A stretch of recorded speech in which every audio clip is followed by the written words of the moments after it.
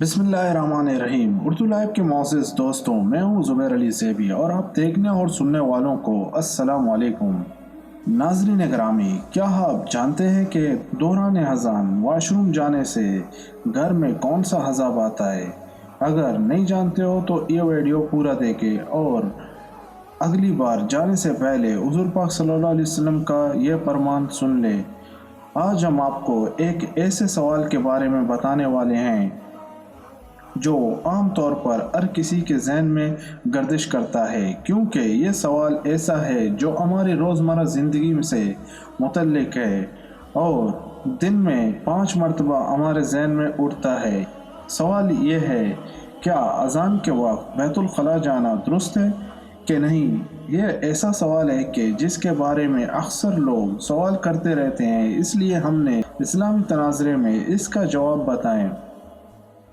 इस सवाल का जवाब क्या है? इस सवाल के बारे में मुकम्मल तफसील जानने के लिए आपसे इल्तिमास है कि हमारी वीडियो को पूरा देखें और साथ साथ घंटी के बटन को दबाकर हमारे चैनल को सब्सक्राइब करें ताकि नए आने वाले तमाम वीडियोस आप तक बाकायदगी से पहुंचती रहे।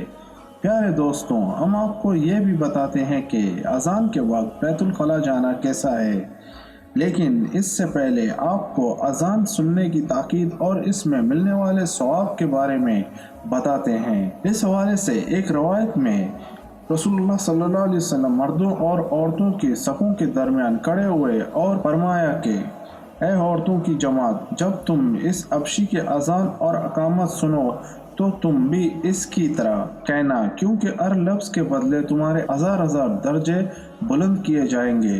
तो हज़रत उमर ने कहा, यह तो औरतों के लिए है, मर्दों के लिए क्या हजर है? नबी करीम सल्लल्लाहु अलैहि वसल्लम ने इरशाद फरमाया, 2 गुना ज़्यादा दर्जा है उमर।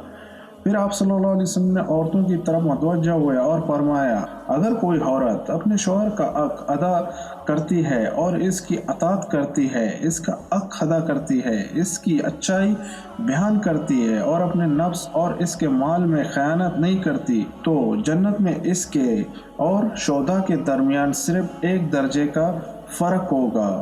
अगर इसका शौहर अच्छे इखलाक वाला होगा और मोमिन होगा तो वो जन्नत में भी इसका शौहर होगा, वरना अल्लाह ताला इसका निकाह शोदा में से किसी से करा देगा।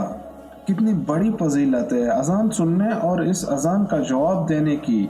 अज़ान का जवाब देने के हवाले से कई हदीस में ताकीद भी मिलती है और साथ में यह भी बताया गया है कि अज़ान का जवाब किस तरह दिया जाए।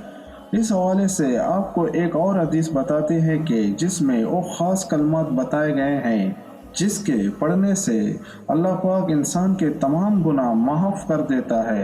एक रवायत है कि मौज़िन की अज़ान सुनकर जो शख्स यह कलमात पढ़ेगा, इसके गुनाहों की मग़फ़िरत हो जाएगी। अशहदु अल्ला इलाहा इल्लल्लाहु वहदहु ला शरीका लहू व अशहदु अन्ना मुहम्मदन अब्दुहु व रसूलुहु।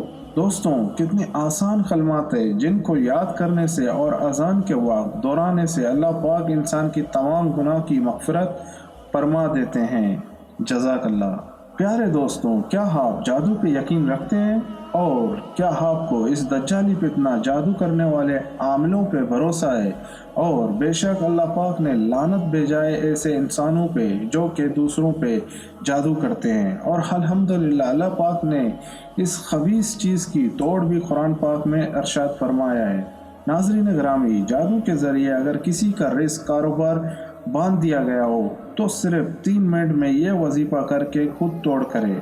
चंद घंटों में रिस्क की बंदिश का तोड़ आपके कारोबार पर और आपके रिस्क पर रब के फजल करम से अगर हमारे यकीन कामिल हुआ तो तमाम बंदिशें ख़त्म हो जाएगी, हमारे रिस्क में खूब बरकतें होगी। इस अमल को डाया का अमल भी कहा जाता है, यानी कि 2.5 मिनट, 2.5 घंटे या फिर 2.5 दिन में ये काम करने वाला वजीफ़ा अगर हमारा यकीन कामिल हुआ तो 2.5 मिनट के अंदर अंदर अल्लाह ताला के फजलो करम से रिस्क की तमाम बंदिशें जड़ से ख़त्म हो जाएगी।